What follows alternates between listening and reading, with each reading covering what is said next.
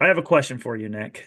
because there's a bit of uncertainty that's come to the Mythic Tarantino podcast. Yeah. Or the podcast formerly known as Mythic Tarantino. I think you anticipated my question to a certain degree. Um, Yeah. I thought that we would discuss live on air what to do about this. I guess we could call it the Tarantino problem, Hmm. because Tarantino movies, there's none left, and we Yep. must move on. Should we continue to call it the Mythic Tarantino podcast, but review Uh, non-Tarantino movies? so like I've thought about this a little bit. Okay. And since we're like going starting like we started with a director, we moved through his filmography. Hmm. Like why not call this like the Mythic Director series? Okay. The Mythic Director. Okay. So like we're going we're like we went through the mythic filmography of Quentin Tarantino, and now we're starting with the mythic filmography of a another uh, yet to be named director. Yeah, it'll be a surprise. I think we talked about it already in the last show, but Yeah, and people will have read the title, most likely.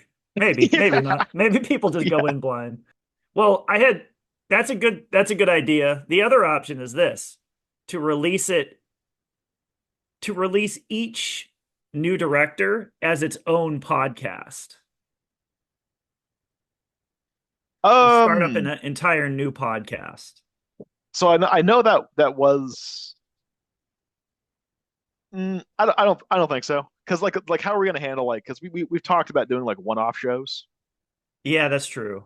But I So I do think I here's the problem. I already printed a bunch of flyers that are called Mythic Tarantino. So what am I going to do? Throw those away?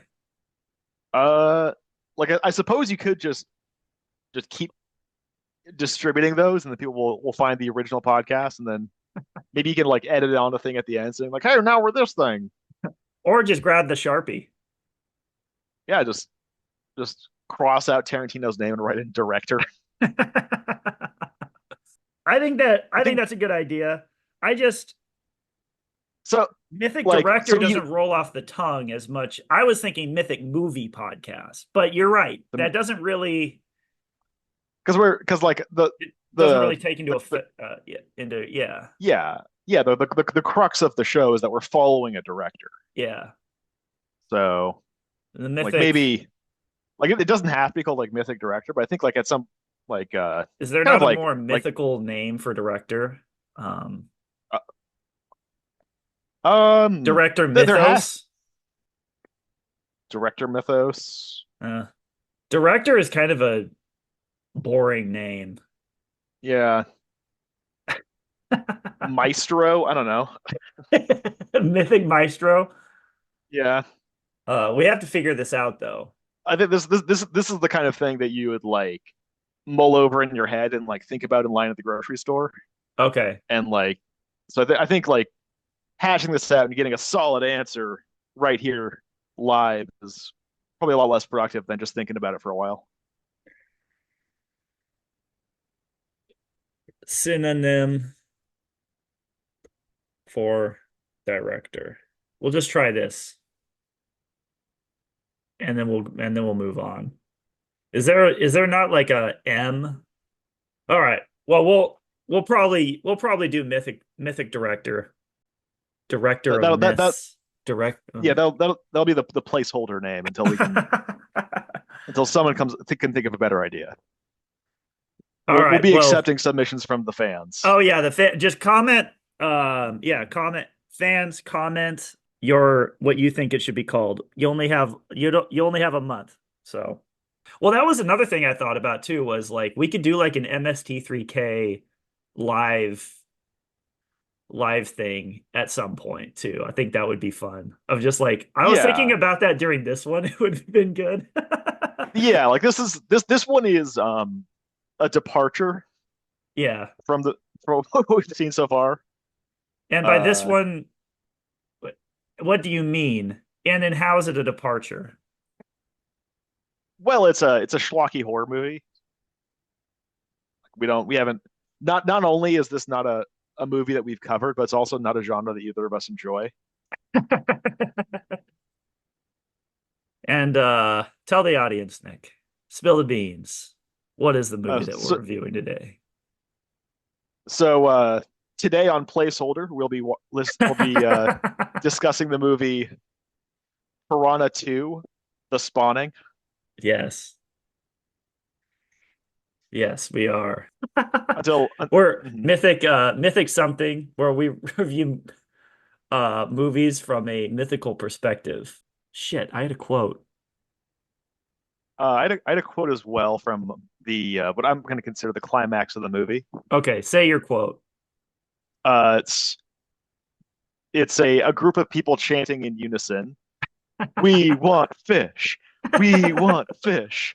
We want fish. And what does that quote, how does that quote elucidate the mythical themes of the movie? Well, not to go into not to spoil like a point that I'm going to make earlier, but I think it's this is a bunch of people who are really jonesing to eat some fish are about to experience a role reversal. Yes. What's interesting about this movie, Nick, is that there were a few role reversals happening, weren't there? Explain. There was, it was kind of a trippy movie actually, because it made me feel as if like the people in the town were all gathering up. There were all these people, there were so many people in the town. Yeah, like there's that was like there were so many like side stories of like Yeah. of characters. I think the You most lose track and of who was related to who and so stuff. okay, so here's I think the worst example of like a character that just did not of a side story that just did not need to exist Yeah. was remember it was at the very beginning, and there was a through line throughout the movie of this woman who like found this was like looking for someone to go to like to date, and she found this person who was a doctor who ended up being a dentist, Yeah. and neither of them have any relation to any of the other characters. Neither of them have like the classic monster movie thing of like setting up a big jerk that can be killed on screen as like a as a Schadenfreude thing. Yeah. Neither of them were like awful people. Neither of them even get eaten by fish. Like they just I know. there's just What a these shame. yeah, there's just these people who have like 10-15 minutes of screen time setting them up and showing their story, and they just there's no payoff at all. It's bizarre. Well, let's talk about them. Okay. I think you're right. It ended in such a strange way too, because I believe the way that it ended was, yeah, she thought he was a doctor, and he said, "I'm not a doctor," and then she was all disappointed because she was looking for someone with money. And then he Yeah. said, "I'm a dentist," and she was like, "Oh, good," Oh, and it that's was, good enough. yeah, Yeah. like as if we in the audience were invested in in, in like that roller coaster ride of emotions that she was going through. Um, Yeah. Yeah. Like this person who I nicknamed not Rick Moranis. yeah. Uh, There were a lot of not people in this. yeah, This movie is basically not Jaws. yeah, Like it's they even try at a certain point to like set up the half-heartedly set up the Jaws thing of like actually okay. So I thought that what they did with the music inside, like we're going to the very end of the movie here, but this is we're already talking about music. this is the mythic director way is to Yeah, start by going to the end. All right, go on. yeah, but like I thought it was really interesting where when Anne and Tyler, I had to look up their names because I could not remember them, are in the boat at the very end to set up the dynamite, Hmm. and it showed the two people, and it was drums Oh, so you're talking about the mom and and the the government guy. scientist guy. Yeah. Yeah, and it's like these like these it's like drum music with her and the guy, and then it shows the fish coming back to the boat and it's string music, Mm-hmm. and then it's back to the two people and it's drums again. Mm-hmm. And then like as they get closer and closer, then the two halves like start to combine into like a single score with drums and strings. Yeah, that's cool. Like I didn't notice yeah, yeah, that. like yeah, that was like I thought that was really neat. But Uh, back to the that keep that in mind though, because I think that actually is very there. Strangely enough, is a lot of there is a lot of mythological stuff to feed on here. Um, well and that's the thing about like schlocky horror movies in general is that the characters are very broad and the danger is very real, mhm. which makes it a lot like, you know, like an old fireside story.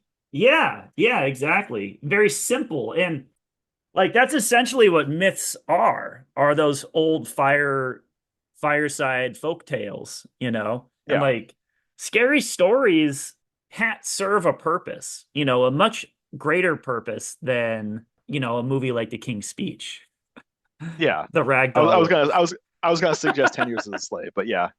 Yeah.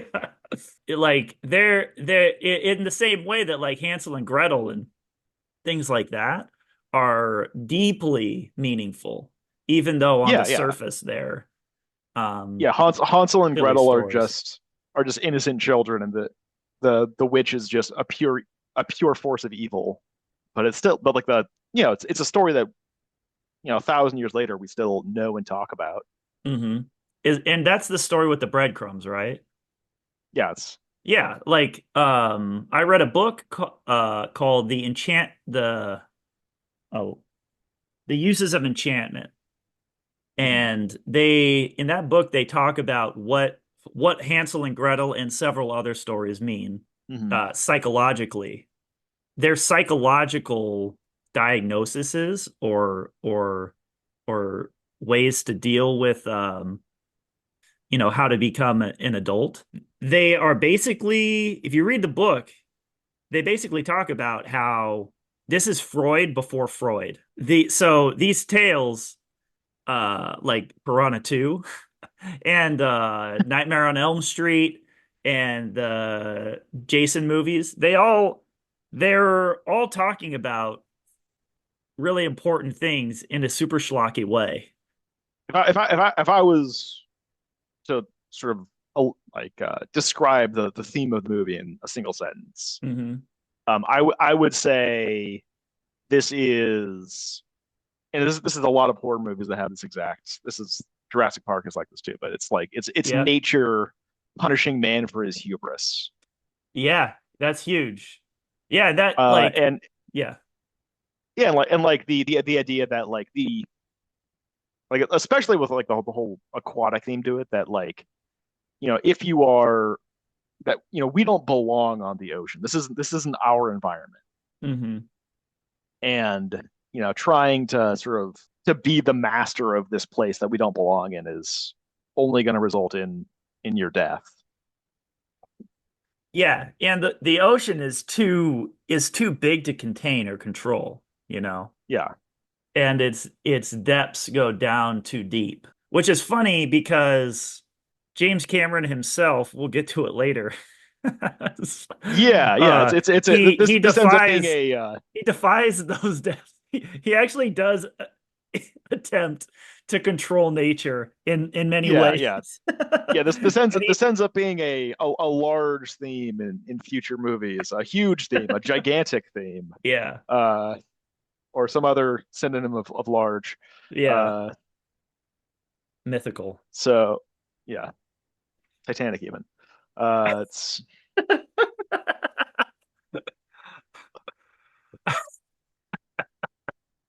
Yes. and I think there's a little bit of that in like the very opening scene of the movie with Oh yeah. the two sacrificial lambs to establish right off the bat that the fish are dangerous. Where these two people are going into the ocean, a place where people do not belong, using this scuba gear. Hmm. And like after going to this dangerous place underwater, they put themselves in a very vulnerable position, like sort of like Naked. exposing their their vulnerability, and then in like the most dangerous environment possible, like an undersea sea wreck, and they're just their pride is immediately punished. And what are they doing exactly? Oh, they're having sex. I wouldn't use that word.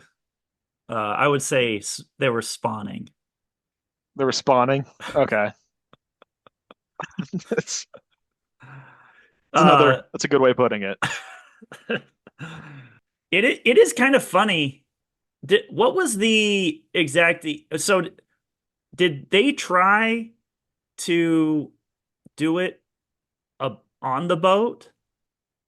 And then he was like, I feel like he was having trouble performing or something. And then like it And they needed the excitement of being like underwater. underwater and scuba Yeah, diving.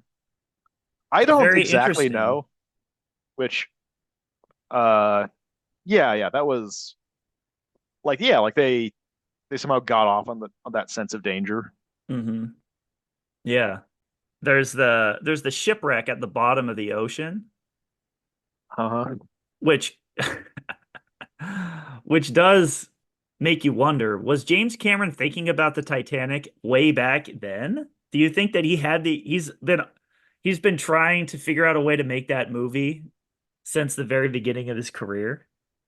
I don't think it was the movie Titanic. I don't think he was if I was to guess, I would feel like his interest in the Titanic is more of like an ocean exploration interest and less of an interest in like you really wanted to make this love story. I don't think that Hmm. was I think the movie The Titanic is less about the story of that movie and more about like his interest in the location itself. But we're kind of Yeah. we'll have time for that one later. Yeah, yeah. So where do you want to go? So I guess I don't have any more notes on the couple on in the cold open. Other than that piranha attack was so freaking well done and cool. I don't remember all that much about the attack itself. No, all the piranha attacks are They're completely awful, horrible. And and they're like homing in on people's necks. yeah, Like, it's like they're shot as close as possible that you could possibly shoot it. well, yeah, like because if you zoomed out even a little bit, you would see the whole fish, which would be a significant problem. Okay. So basically they're spawning underwater. And Yeah, underwater is the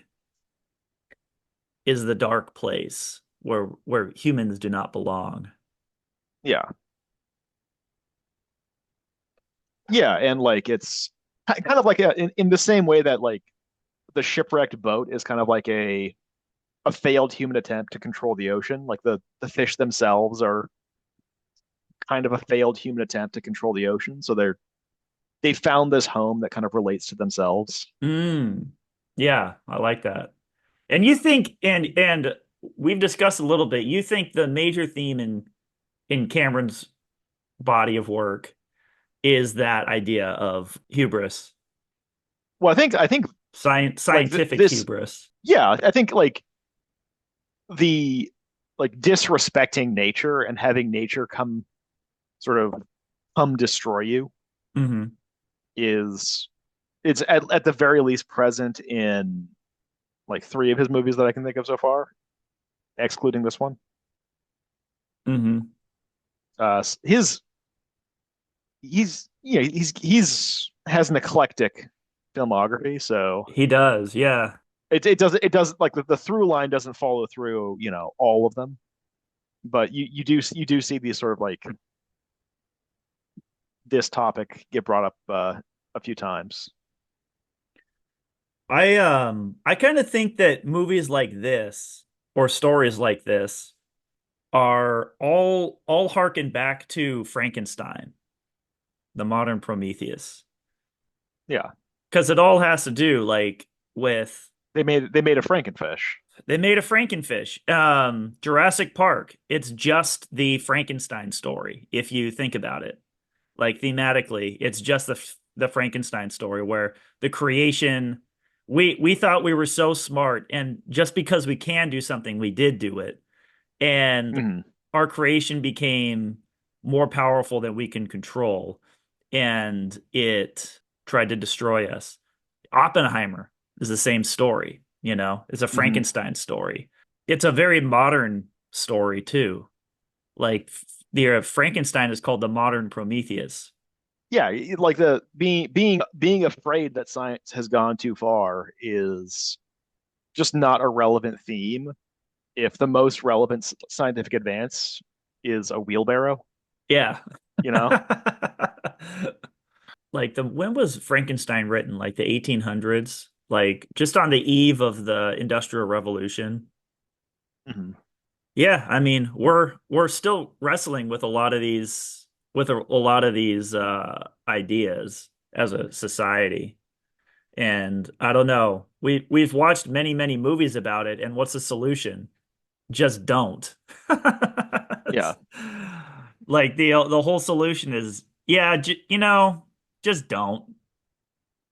Or, you know, I Well, mean, I think the like Jurassic Park, which is probably like one of the better versions of this story, hmm actually Oh does yeah. come up with a an actionable solution, which is do it carefully. Yeah. Because the complaint wasn't that they made dinosaurs. The complaint was that they made dinosaurs in this fast slipshod way without Yeah, you're right. really, yeah, without being like careful at all. Where they just like Yeah. shoved like frog DNA into these dinosaurs Yeah. without thinking about what the repercussions would be. Another, this goes to my thoughts on AI too. We'll get into all of this. My thoughts on AI is that like the other way to go, there's, do it, but do it carefully. But that's just not in the human nature to do. Yeah, yeah. We like to just go full force into something and then deal with the consequences later. I think the more better solution, more in line with human nature, is to create something so much more powerful than us and then overcome it to be better than the thing that we created. Like Okay. it gives humanity something to go for, So we create something so terrible and powerful that we can't contain it. So it raises the bar for us to become better as a humankind using our tools of humanity to overcome that thing Hmm. and then come up with the next thing to become so powerful and so much of a problem that we have to Yeah. take that next step in overcoming. So I think that they're like there's I wouldn't that seems to be reading a little too far into the text, but there actually is a little bit of that, like where the local is boom fishing. He's throwing dynamite at like Yeah. these huge things of dynamite for some reason into the ocean and like in the, scooping up all the fish that get killed by the shockwave. And casually throwing it at people. Yeah, like that was I think that was just like Live a dynamite. yeah, yeah. And the funny thing is that this is ridiculous overkill. Like it's like why hmm like this like you're not allowed to do this because one, it's dangerous, but also it's just like it's almost in a sense unsporting to hmm like use these powerful human tools to kill these innocent fish. Like it's just They like seem this is innocent. ridiculous. Yeah, this seems ridiculous that you're doing this. And then like later on, like they have to this is the tool they have to use against Yeah. the mega fish. Well, there was a very interesting scene because, they originally were using nets. Mm-hmm. And what happened to the And nets? they just shoot right through the They nets. chewed right through the net. So our original base, primitive, nice way of dealing with the ocean and the fish in the ocean, the live ocean, was being overcome by the Piranha 2s. Yeah, And this guy that seemed terrible, had this terrible method, became, sort of like the Aldo became Rings. necessary. Yeah, he Yeah. became necessary. This terrible method, which seemed too powerful, was just powerful enough to work. Mm. it was a highly symbolic scene when the do you remember the fisherman's son when how he got killed? Yeah, he dropped his watch into like he was in like this like boat dock, this like interior area, but with like a floor that Yeah. connects to the Well, ocean. first off, what was he doing? He was fixing the nets. And Yeah. then he lost his watch in the pool and was trying to see if it still worked when the fish killed him. Hmm. It was like, and the way I know that it was a highly symbolic scene and meant for thematic purposes only was because the actions that he took made zero sense. Yeah. Yeah, because like it's there is a this is a thing you've seen, in a million movies of Yeah, like a clock that stops at the same time that someone dies, yeah, yeah. of that like your mortal life being symbolized by this like ticking clock, and then like while the clock stops and he just instantly gets eaten by killer fish. So you think that's what the watch represented? I think that, yeah, like it's of Because it doesn't, it's not used for the story at all, is it? Is like they don't ever check the watch and to tell them what time the guy died. Like that wasn't important. It was like no, I don't think that ever happens. purely It's just, symbolic. yeah, like there's and especially because there's no reason at all where you really even need, like, he does like I guess it's because it's doing the horror movie thing where the person seems like he's in significant danger while he's reaching his hand in the water. Hmm. And he pulls his hand out of the water and, like, okay, he's out of danger now. Yeah, and they And did then that and same then thing at the morgue too. yeah, and then the fishes, which for the audience at home who haven't seen the movie, they can fly. These fish they don't jump out of the water and glide for a little bit like flying fishes. They actually fly. Uh, But their abilities are shrouded in mysteries to this day. Like they don't really show fully their how or why they can fly.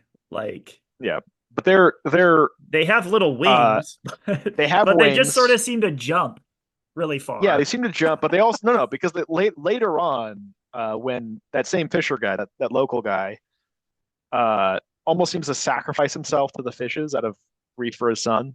Hmm. The fishes are like swarming around him. They're they're not like jumping out of the water and making a straight line and biting him. They're like flying around him like bees. Hmm.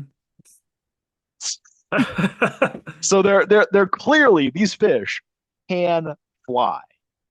That is, there is zero doubt in my mind that these are fish that have attained flight. Yeah. Which, I mean, if that's the case, they should have caused so much more damage than they did. Yeah. They could have like been terrorizing airplanes or I don't know the the extent of their abilities, but they should Or at least have like been biting people and stuff. I mean, are they can they breathe air? Like, is it that they can't survive long enough in the air and they need to go well, back? they I think, no, they can, because like the government guy says like they bred them with this so they can fly, and they bred them with grunions so they can breathe in air. Oh, really? Oh, okay. So, and so I think these fish are supposed to be like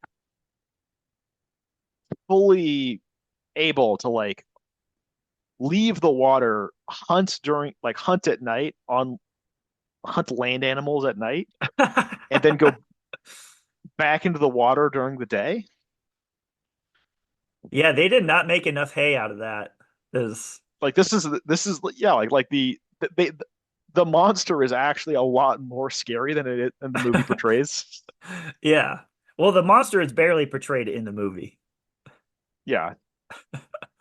Well, yeah, not Uh, well. Yeah, because, yeah. Oh, yeah. Especially because like when they kill that like medical assistant in the morgue, yeah. the fish flies. It identifies that the window is breakable and can Yeah. fly And through it it, flew out the and then window. it flew out the window and like back into the ocean.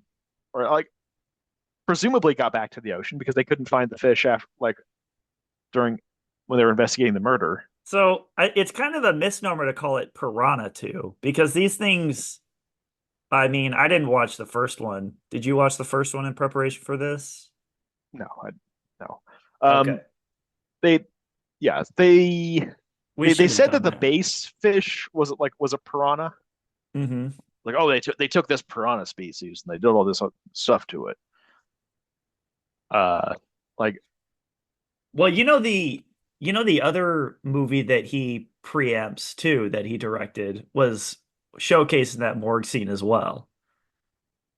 Because what? the piranha popped out of the person's chest to kill the Oh, you're right. That was It was such an that was alien so reference. weird. Yeah. Yeah, So it's like I feel like he wanted to make the Titanic and he wanted to make Alien and he wanted to make Terminator, but he had to make Piranha 2 first. yeah, Um, because the fish is almost like a Terminator, like making because the Terminator is a very clear Frankenstein. We'll get back to that later, but yeah. yeah. So I know like you noticed the name of this resort, The Elysium, yes. Club Elysian. Club Elysium. How perfect for it's as if we knew. It's as if we were working together with James Cameron. Having not Mm. seen or ever had any inclination to watch this movie before this, that it would be such set its setting would be so mythological. Yeah, I think the name is if I was to guess, that was probably the existing name of this place. You think? Yeah, they probably found someplace already like because it's in like it's stapled onto the building in like 10-foot tall letters. Hmm. So I'm assuming they went to some place that was already called Club Elysium and then just like, okay, this is whatever. But it is kind of interesting that this is like a place that these people are going to die. Yeah. Like it's they're going to heaven in a Hmm. sense. Yeah. Well, and heaven is sort of being invaded by these creatures of the darkness, you Mhm. know? So there's sort of Oh, like a tug, like a tug of war happening between the yeah, like forces of light and the forces of darkness. yeah, like I didn't pick up on that, but you're absolutely right. Where like it's like these are creatures like the club is like it's bright, well lit, like bright sunlight all the time, white sands. The building itself is white, Hmm. and then there's these like these monsters living in the darkness, hiding away from the sun, like literally Hmm. hiding from the sun. Yeah, like I didn't pick up on that dichotomy while watching it. That's kind of cool. Yeah, well, I mean, everything is reflected though in this movie. Like I think like water is very interesting. And James Cameron, I think, knows this. Like water, the ocean is its own world. It's like an underworld, you know? Yeah. And the surface keeps the objects of the upper world and the objects of the underworld separated. Mhm. And everything that's in the underworld in this movie is also in the upper world. There at the very end, there's a boat under the ocean and there's a Mhm. boat above the ocean. They're reflections of each other. In the underworld, there's this spawning that's happening. In the upper world, everyone's having sex with each other, you Yeah. know? When the fish, that's why it's important that the fish fly, is they sort of crack the surface of the underworld and force themselves out of that threshold into the upper world. And then all chaos breaks loose. Mhm. And the way, and what needs to happen is, well, and, the people sort of started it, thematically. Well, scientifically, the people started it because they created this awful thing. But Yeah. thematically within the realm of the movie, the first thing that happens is that underworld was violated by the up creatures of the upper world, you Mm. know, and Well, they it's not just the fact that we that humans created these monsters, but like this shipwreck is kind of this intrusion into the ocean. exactly, Yeah. exactly, yeah, that sort of is just sort of like a festering wound that is allowing, these the fish to breed. Oh yeah, like that's actually really a really good point that they had to destroy this intrusion in order for the plot to be resolved. Yeah, exactly. Yeah. Any other notes on the Club Elysium? Because I found that very interesting as well. Yeah, like I think it's kind of like upper world and underworld thing of these, of this being this place of this beautiful and idyllic place, but still like a place of death, you know? Yeah. Well, that's an interesting point too, is this is a little bit TMI, but I was on a walk a couple nights ago and we're both big walkers. Mhm. I was on and you see strange things sometimes on walks. Like a lot, like 99% of the time it's the same old walk, but every now and then you're greeted by something weird, you Yeah. know? You know what I mean? And I was there's all these stray cats all over the place in my neighborhood. And I was just walking around and I saw two of them having sex just right out into someone's driveway. And I had so many emotions when I saw that, and I sort of just stared at them. They were staring back at me.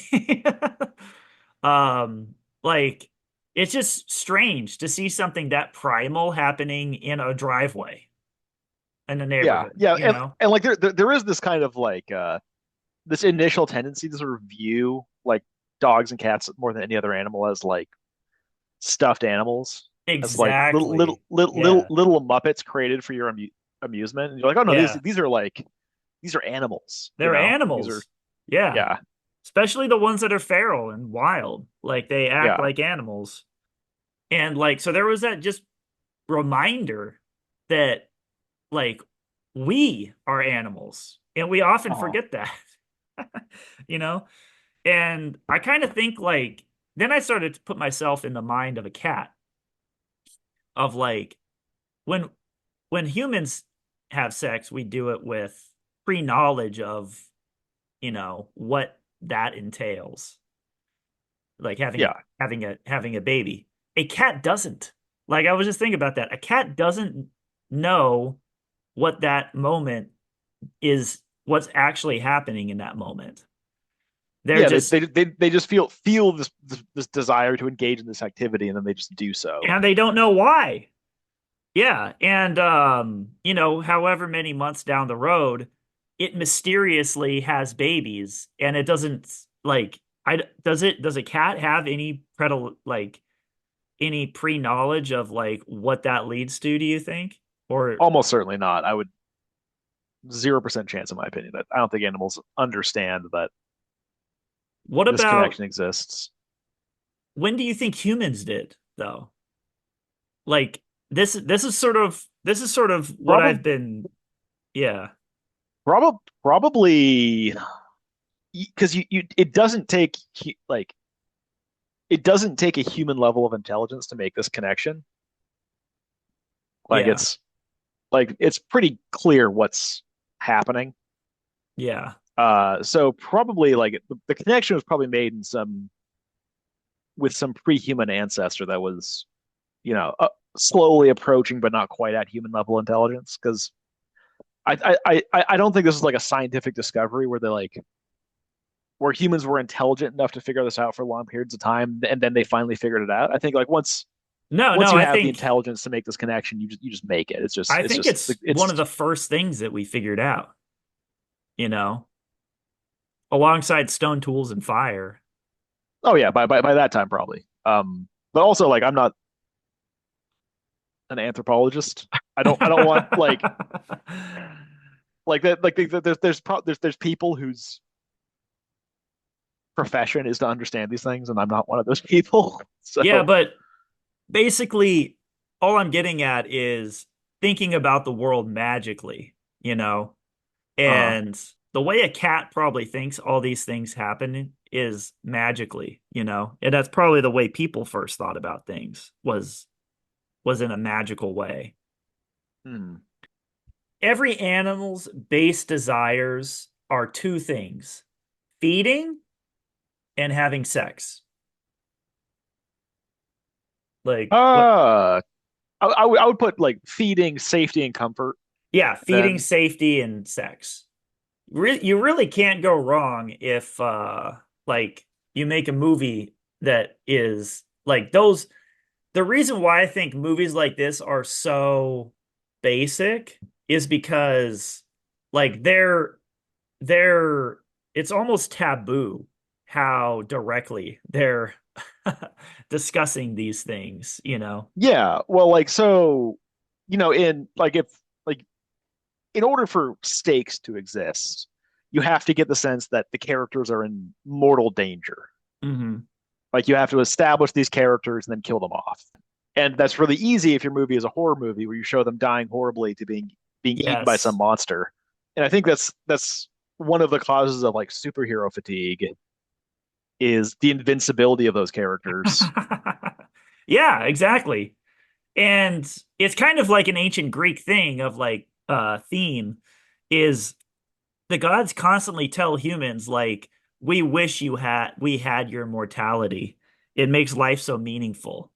And life for us we don't have we well I mean do they don't really have sex that much, do they? I I don't mean like at the I know that they they like had to it breed also originally like well, and also just the gods will just come down to Earth and sleep with random people yeah. or animals that they find attractive by whatever metric Yeah, okay, they. so it doesn't I guess it doesn't work for that, but Yeah, but yeah, it's like it's why we had superhero fatigue is because they are gods and the gods in Greece were bored with their own lives because they could not die. And so as audience members, we're bored with those movies because for the same exact reasons. Like, yeah, yeah. because especially with horror movies, the main character, the marine biologist lady, she could have died easily. She could have died at the very end. She could have died midway through the movie. It could have been Yeah. it could have been a red like she could have been a red herring character and died within the first 15 minutes. Mm.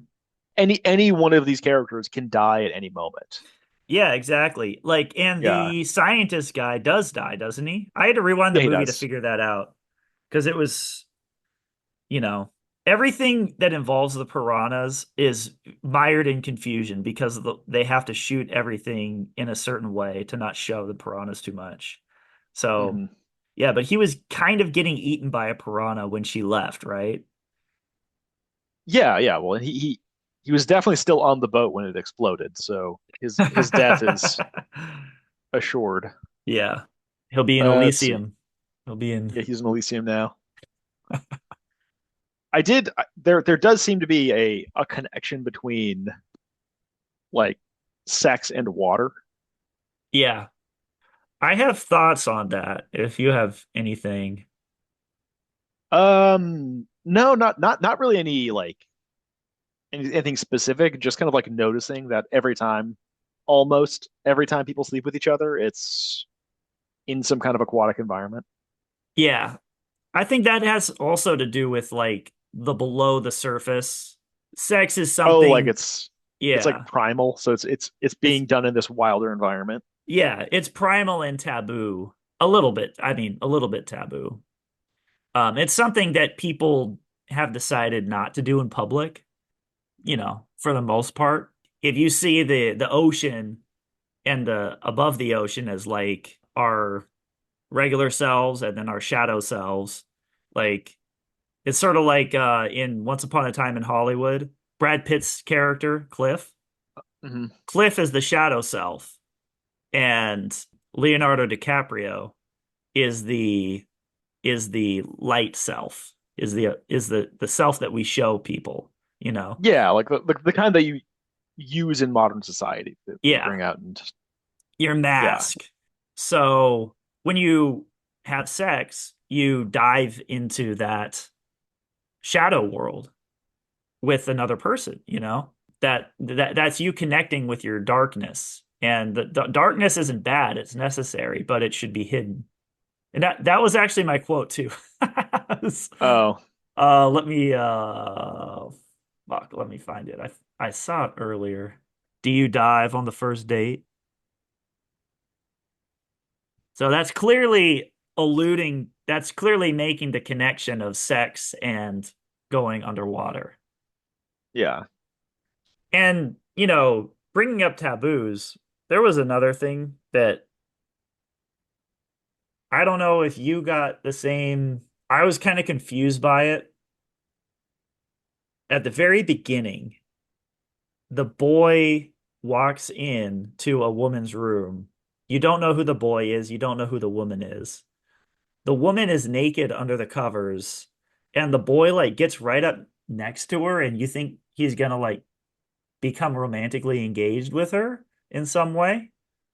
Um, and then they like talk in this flirty way, and then like they get this close to kissing. Do you remember that? I do remember that being weird. And then and then it's revealed that the boy is her son. Yeah, yeah. And it's also like it's not entirely clear what her age is Yeah. because she's like super suntanned, so everyone looks a little bit leathery. Hmm. And like the quality of the movie is kind of not good. Yeah. Yeah, I So mean, like and so they yeah, this person this woman could be like 19 or she could be 45 and you're actually not entirely sure. yeah. And you're right, because it's a low budget movie. You're like, oh, they just got whoever to be in it, you know? Yeah.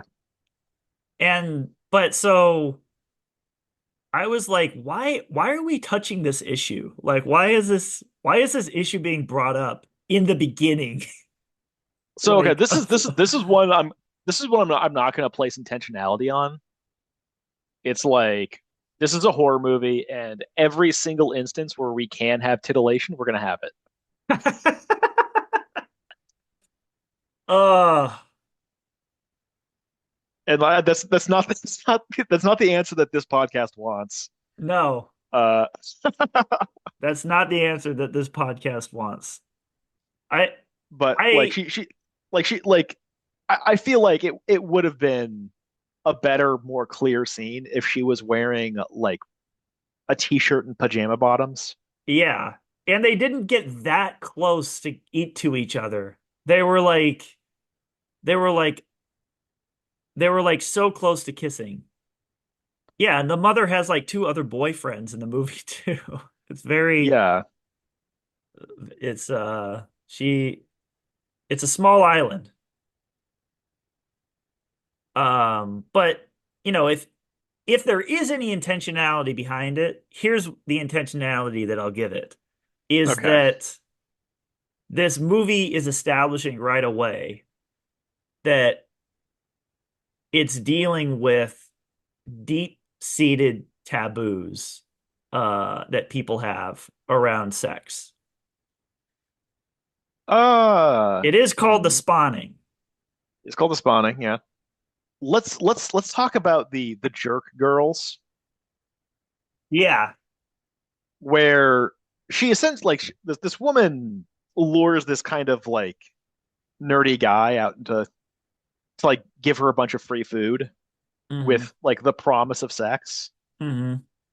She's like, "Oh, you ever make it with two girls at the same time? Like, Hmm. bring we'll yeah we'll if you help us steal this food, you can come onto our onto our boat and we'll party." Yeah. And like there is kind of this the movie is kind of making a moral judgment on them in multiple ways. Hmm.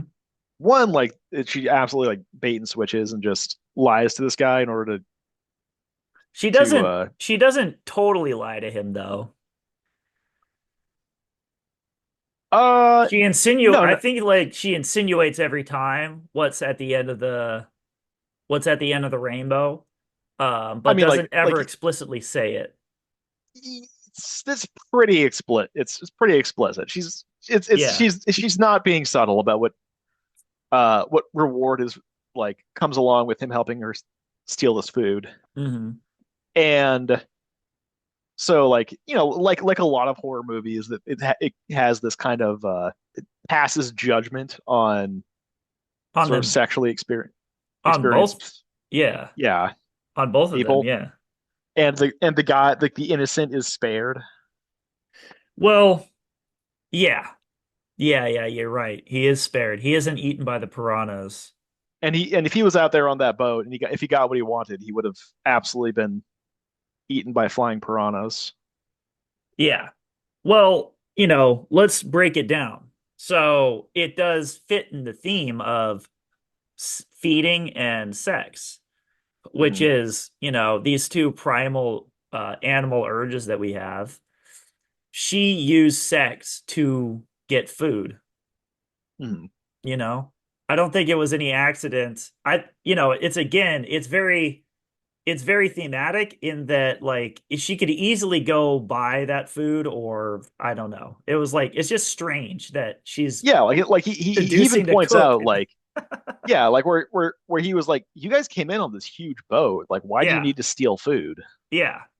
And like It's yeah. it's like she wanted to like transgress that taboo just for the sake of doing so.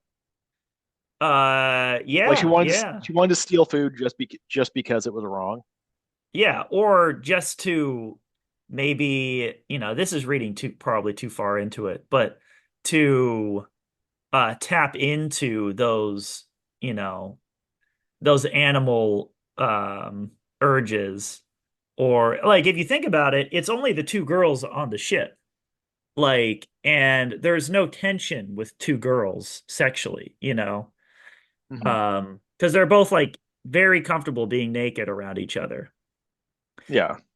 She was more than the food. What interested her was introducing some of that tension. Um, or like it's fun to introduce some of that tension. Well, Um, I think she was like lording the power that she has oh yeah, that's what yeah, over him. exactly. Yeah, she to feel powerful. Hmm. Um, and then with him, it's interesting too because like where did he end up at the end of that? Uh, Um, like he probably just he fell in the water with the girls laughing at him. He probably got yeah, back up on the dock and then just went home yeah. and probably survived the night. Uh, Well, he's an innocent, right? yeah, But he got a taste of the deep dark ocean, but just the surface. He just only entered the surface of that deep dark ocean of human sexuality. oh he didn't go out into the deeps He where didn't the piranhas scuba are. dive down there. He's still too innocent and too tepid, but they did give him a taste of that.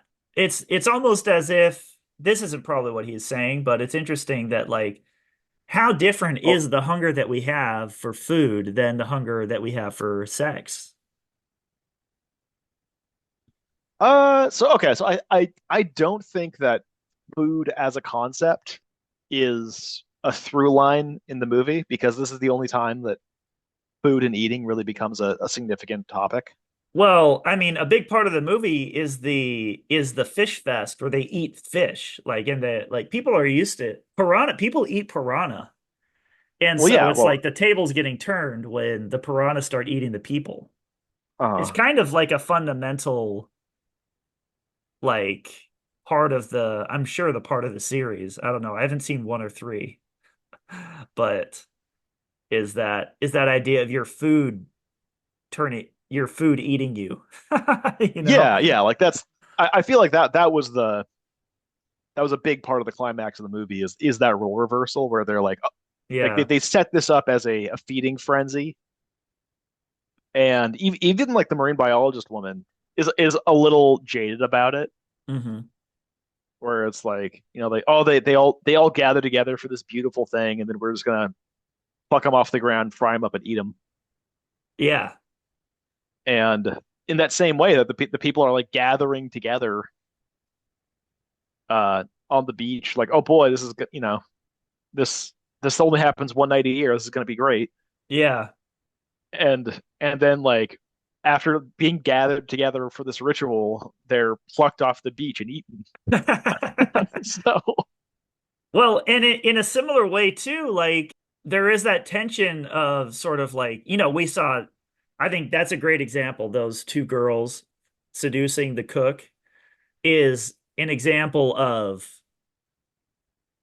him being so outmatched by them. It's like a lion eating a groundhog or something, you know? It's yeah, like it's so outmatched. They're so much more wily than him.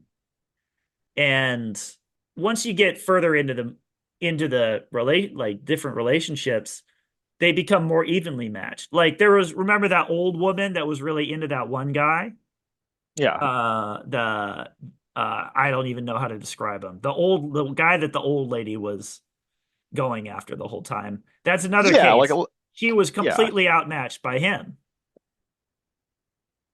Well, she had zero guile. Yeah, exactly. Yeah, and that's the thing is that tension is actually part of it, the seduction. But then you get into things like there's sort of a love triangle, or as much as I hate to say it, a love quadrangle, of the mother and the sheriff and the scientist guy, and possibly her son. Probably not the Uh, sun. Probably that was probably unintended.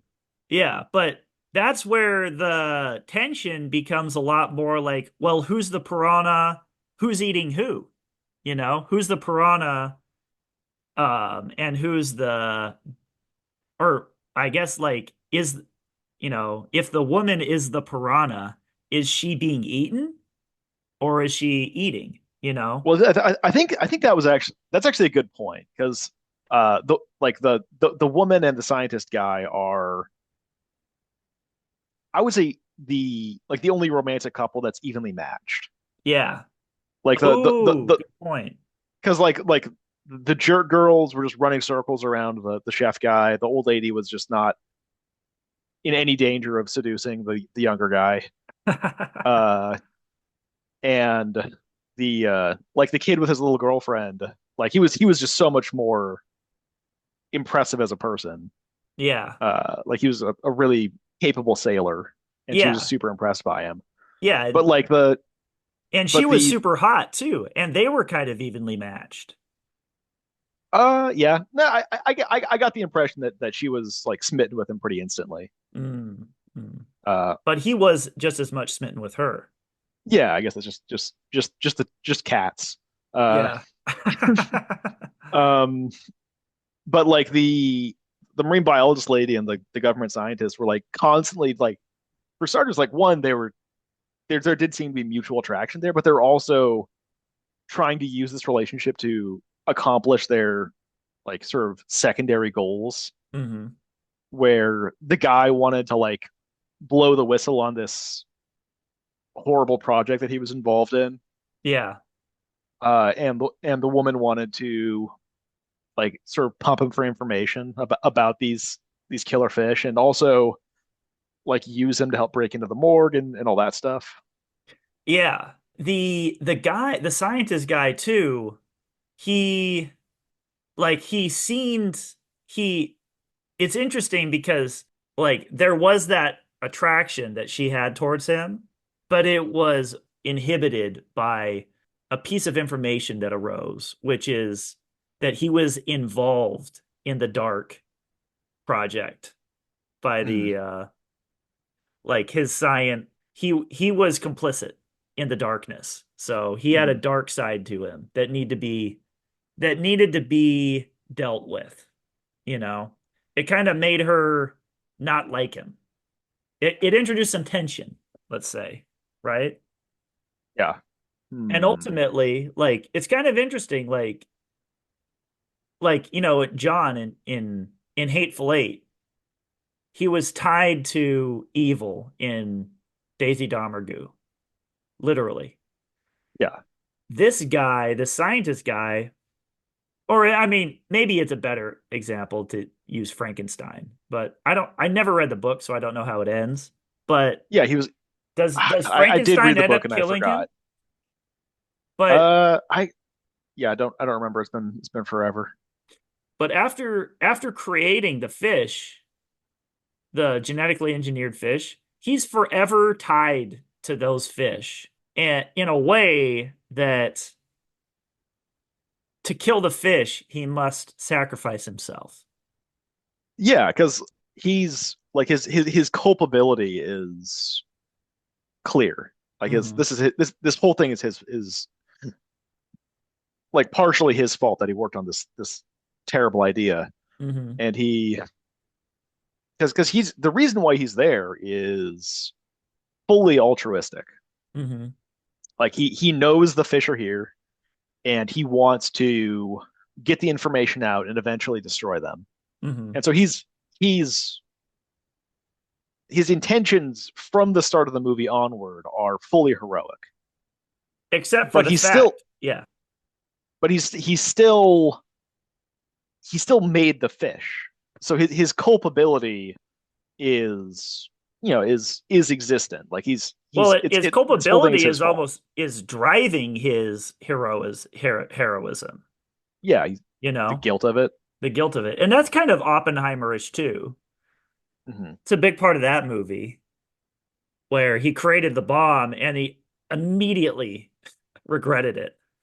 Yeah, Um, and yeah, so which reminds me of a meme I saw once where someone took Robert Oppenheimer. He's like, "Oh no, I could never predict that they would have used the Jet Melter 3000 for this."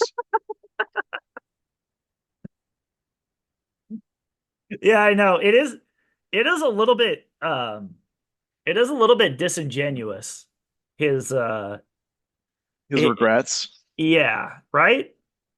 Like Yeah, like like the thing he made was a bomb. yeah, There's no there there's was no Groves wasn't tricking him at all. yeah. Or Graves or Groves, I forget. But Hmm. yeah. He wasn't being tricked into it. He knew exactly what he was doing. Yeah.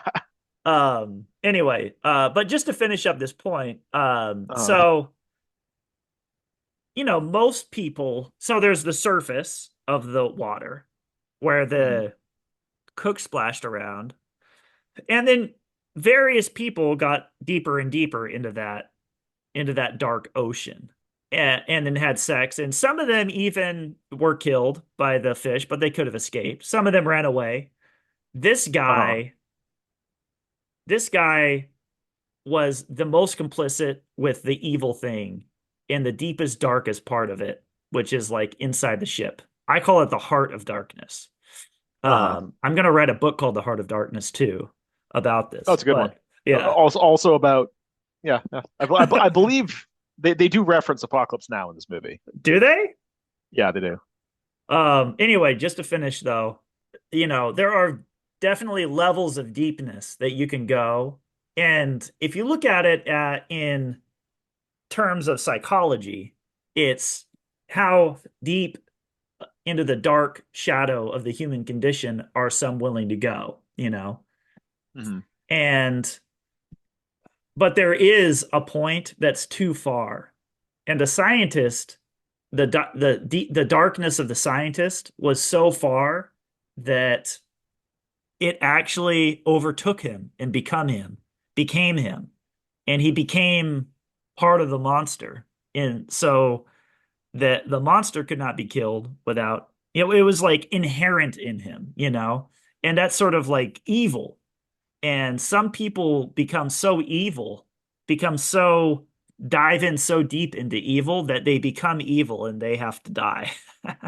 you know, and Yeah, that's yeah. why the scientist died. And Yeah, the like staring into the abyss, that quote. exactly, and it overtook Yeah. him.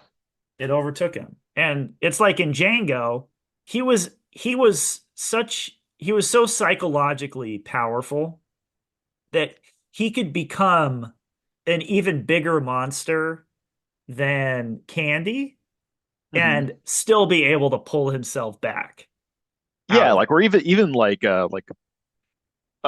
Christoph Waltz's character was like, this isn't you. What's going on? Like this Yeah. is I'm Yeah. scared by this. Well, then Christoph Waltz, he could only dive so deep, you know, Yeah. Yeah, he could because like he was a bad guy and did bad things, but to a yeah, degree. but he couldn't give Candy what he wanted. Like it was fundamentally impossible for him uh to allow Candy to continue existing. Yeah, exactly. I also had another I actually this is, sort of on off topic, but the more I think about Django, the more I think it will be his crowning achievement. It'll be the movie that he's remembered by in the future, you know. Like who would have thought Hitchcock would be remembered for The Birds, at the time. The more I think about Django, the more important of a movie it feels like. Mhm. And I also think Django is like sort of a Jesus figure, if you think of like freeing the slaves. Yeah, like he rises up and He saves them. sort He saves them, I of guess would saves them. be Yeah. religious. I would also say that the movie people think of when they think of Quentin Tarantino is probably Kill Bill. Yeah, that was his most that was Mainstream. his mainstream. Well, at the time it was a huge hit and made a Yeah. huge splash. And I think that Kill Bill is his most mythological movie and has the most mythologic and utilizes the most mythology. And Mhm. But Django is the yeah. second. Django's the second most. And that Although we're talking about piranhas here. Yeah, exactly. But I just want to say, like, I feel like that's what goes down in history is the more mythological stories and the not the realism stories. Like Jackie Mhm. Brown is the most That was that realist that's yeah. Jackie Brown is the most forgotten of his movies, I think. because it's the least mythological. I think the mythology sticks to people, like Hmm. sticks to their bones. But you're right. We are talking about piranhas. But that's kind of the cool thing about this podcast is that there is a history being developed, Yeah, you know? we can build on lessons learned from previous episodes. Yeah. And that's why Quentin Tarantino was such a good start for it because his movies are kind of reflecting on genres. Yeah. And he kind of hits all of the genres, with his movies. There's a big pool Yeah, yeah. of themes to He's reference. yeah, he's got a real broad spectrum of movies. He's got, a spaghetti western in the pre-war South. He's got a spaghetti western in 1970s Hollywood. He's got a spaghetti western in the post-war South. Yeah. he's, He's got a spaghetti western in World War II. yeah, he's a really prolific director Yeah. of every type of spaghetti western you could want. I guess that is a good point. James Cameron is going to have a sunken boat as many times Yeah. as he's got a lot of sunken He's got boats. his sunken boat horror movie, his sunken boat love story. His most recent production is a sunken boat sci-fi movie. Sci-fi. Yeah. Like his sci-fi planet was unfortunately bereft of boats, and he fixed that with the sequel. Yeah, he did. He realized his mistake too late. Made the He was second one about watching boats. yeah, space boats. I want a space boat. Oh yeah, he's got a space boat. Yeah. Oh, this time traveling robot movie. Can we make it about boats? Yeah. No, It's no, James, not this one. James Cameron talking to himself. He's writing himself notes during the day and then Like reading the it's notes. just page after page of the word boat. Yeah, exactly. Shining style. There's just drawings of boats. I want to Okay, go to his house. it's just, You just take a just giant elevator underwater. I live in the boat, okay. I'm um. underwater boat. So I mentioned during the break that I had nothing new to say about this movie, nothing remaining to say about this movie, and I think we don't have a lot more to say about this movie. I think just there's just not much left. I don't know. Do you have any like? No, that's all I had to say about this movie. Yeah. I did have an idea though throughout the episode of, you know, what we should call the podcast. Okay. 10 episode or 11 episodes in. What I like the idea of the Mythic Director podcast. I was actually thinking about this too, where like Yeah. you like I said mythic director, and you said like, well, that's not alliterative. Yeah. I was thinking like I was thinking about like an alliterative word for director and movie maker. So Oh, okay. mythological movie makers. Oh, I like that. Because I here's where I was going to go with it is the Mythic Movie Director podcast. Okay. Or maybe even the Mythic Filmmaker. You get that M in there. The Mythic Hmm. Filmmaker podcast. You like Movie Maker? Mythic Movie Um, Maker. or Mythic mythological Movie movie maker. Mythological Movie Maker podcast. Okay, let's do that. Okay. Mythological Movie Maker. It'll be 3M. Hmm. It'll I think that'll stick. Yeah, I think it'll survive a lot longer than Mythic Tarantino. Yeah, Although unfortunately, Mythic Tarantino does sound good. Like I don't. it does. Uh Because it kind of is like Quentin Tarantino, but Mythic Tarantino. It sort of has the oh yeah, same sounds. yeah. I mean, I can change the name to like whoever the current director is. So it could be the Mythic Uh Cameron podcast when we're doing James Cameron. It just gets confusing though. yeah. I think just having one name. I actually like I yeah, because Best to keep I it wanted to be simple yeah. Well, also, I also want to be like clear from the title that this is of what it a is. podcast about movies. Yeah. Yeah, Mythic Movie Maker podcast. yeah. Cool. All right. Let's go with that. So, um, well, I did have one more question. It's kind of a personal question, actually, All right. for you. I was thinking of asking you this afterwards, but what the heck? I'll ask you. Well, you can just like stop recording if that's a thing that if it's too Well, personal. it's pretty personal, but I might use it if your answer is good. Nick, do you dive on the first date?